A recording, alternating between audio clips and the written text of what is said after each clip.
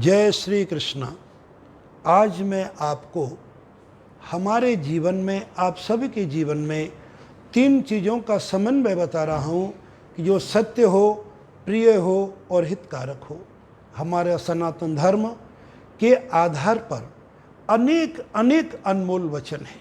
सनातन धर्म के बारे में मैं फिर कभी आपको चर्चा करूँगा, किंतु उन अनमोल वचनों में एक हमारा शास्त्र का वचन है कि सत्यम प्रियम हितम च।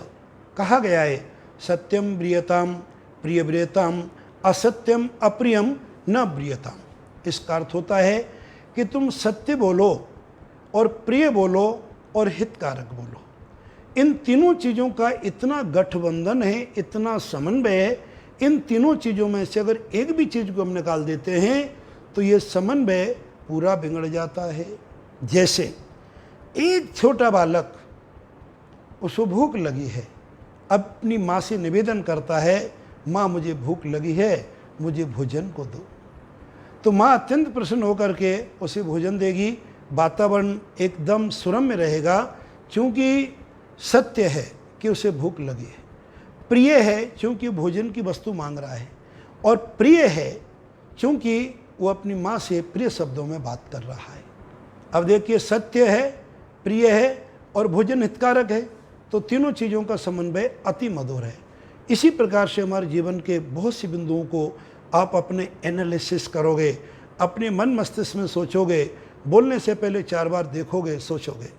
अब इनमें से हम एक चीज़ को निकाल देते हैं। कौन सी चीज़ निकाल देते हैं? जो हितकारक नहीं है। एक छोटा बालक है, माँ से कहता है माँ मुझे चॉकलेट टॉफ़ी देनी है। माँ खुश होकर के उसे चॉकलेट टॉफ़ी दे दी, क्योंकि वो सत्य भी है, प्रिय भी, हितकारक भी है। लेकिन वो 1 के बाद 2, 2 के बाद 4, 4 के बाद जब ज़्यादा खाता चला गया, माँ से बार बार आग्रह करता है कि माँ मुझे टॉफ़ी दो, प्लीज़ टॉफ़ी दो, प्लीज़ टॉफ़ी दो। लेकिन माँ जानती है कि अधिक टॉफ़ी या अधिक चॉकलेट खाना बालक के हित में नहीं है, तो माँ उसको नहीं देगी और समन्वय थोड़ी देर बिगड़ेगा। लेकिन हमें आचरण, हमारी एक चीज़ में कमी हो जाएगी, क्योंकि उसमें हितकारक चीज़ हट गई।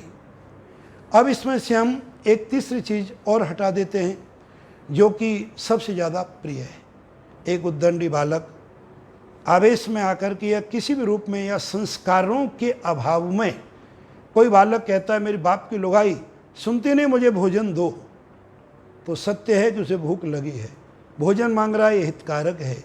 लेकिन माँ की शब्द की जगह वो बाप की लुगाई का प्रयोग कर रहा है, जो कि असंगत है, असंस्कारपूर्ण है।